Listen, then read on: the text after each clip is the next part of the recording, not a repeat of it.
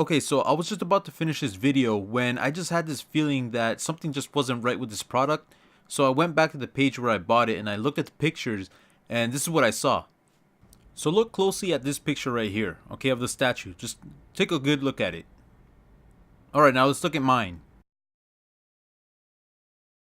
Here's the ad again from the website that I bought it from.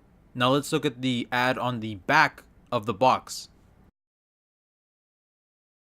So right off the bat, the colors on the ad look completely different. The complexion of the little boy on top of his head looks different from what we got. And the most obvious difference is that the beast has more feathers on its body.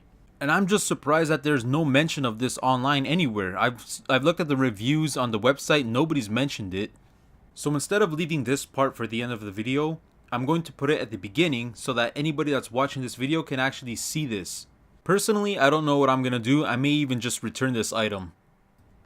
Sup YouTube? So, today as you can see we have the Last Guardian Collector's Edition. Wow, Dango! 2 videos in like a span of a week?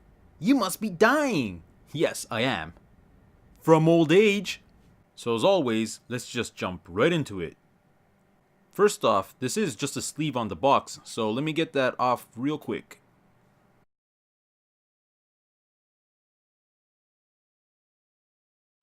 There we go, much better. Now this does lead me to my first, I'll say kind of disappointment. Although I do like the design on the box, it is just that, a box. Now, I thought that maybe the box was going to be a wooden one perhaps. Hell, even a plastic box would have been nice, but it's pretty much just a box with a wallpaper over it. So just something for you guys to keep in mind out there. Inside we have the art book, a sticker sheet, a steelbook, but wait, there's more. Underneath this, you get a statue. So that's everything in the box. There is one more item, and that's the voucher for a digital soundtrack, which obviously I can't display on video. So first item up is the sticker sheet. Now personally, I don't really care much for stickers. There's not really anything I could do with them. They just look tacky if you put them on the box or on the steel case or whatever, but I'm personally not into it, so I really don't know what to say about this item. Next up is the art book for The Last Guardian. Flipping it around, you get the PlayStation logo on the bottom. Now, I do like this item. I think it looks really good. The cover is really nice. I like the art style.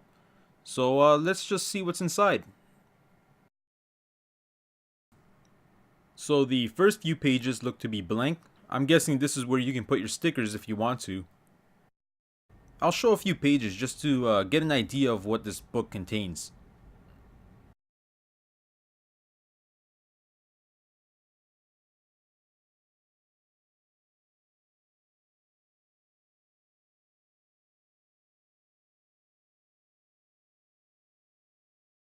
Alright, so that's that. Personally, I think this would probably be my favorite item from the box. Now don't get me wrong, statues are cool, but when I get little items like these that I can just flip through and enjoy the visuals, I really do enjoy it. Next up is the steelbook. The art style on it is really simple and straight to the point, which makes it look really nice. Here's a shot of the side, and this is the steelbook as you can see at the bottom there. So opening it up, inside you get the voucher for the digital soundtrack and the game. While it's open like this, if you flip it around, you get a complete picture.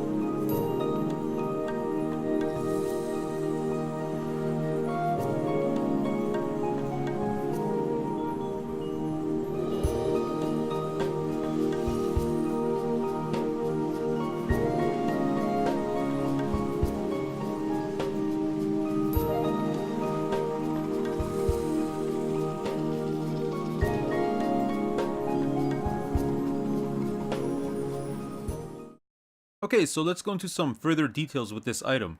From far away, this statue looks really nice, but once you start getting close to it, you start to see some problems with it.